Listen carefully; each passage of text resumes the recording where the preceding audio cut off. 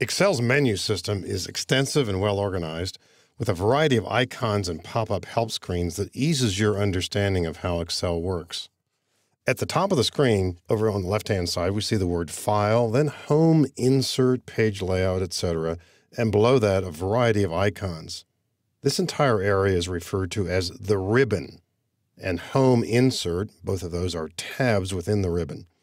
As you work with Excel and use various features to accomplish this task or that task, you'll be relying upon, probably more often than not, what's on the Home tab.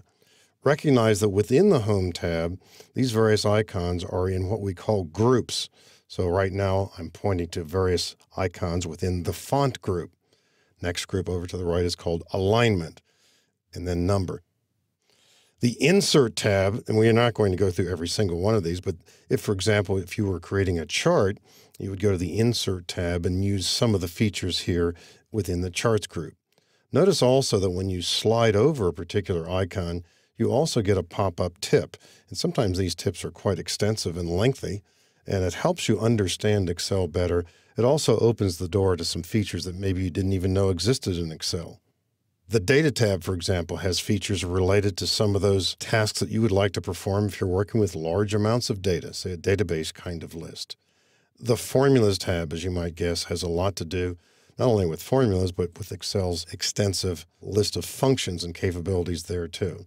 Page layout relates a lot to printing. Some of them you'll never need, but when you do have that extra moment, it helps to be inquisitive, and maybe you'll click on the Review tab and learn something about protection, protecting a workbook, protecting a sheet. And although you can customize the ribbon, I think it's best to go with the built-in capability that exists within these ribbon tools. Recognize that the leftmost button here is called File, and as I click File, suddenly the screen changes radically. We are now in what Microsoft calls the backstage view.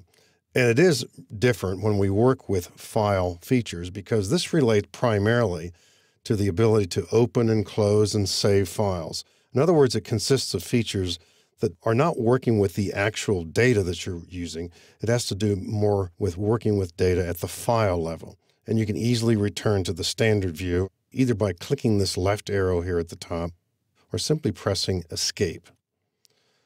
Within certain groups, for example, on the Home tab, which I'm clicking now, you will see in the lower right-hand corner what Microsoft calls the dialog box launcher.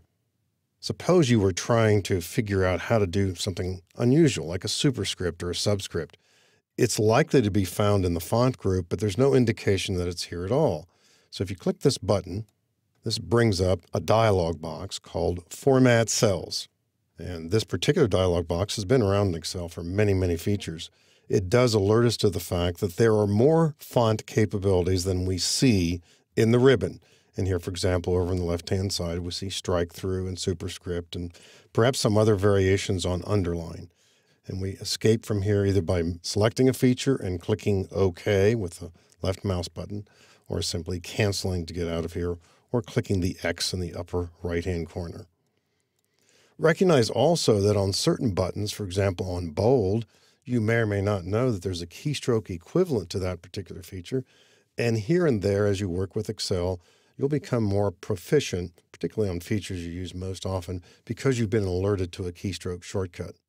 The Excel menu system, again, provides so many different features, so many ways to get things done as you work with Excel.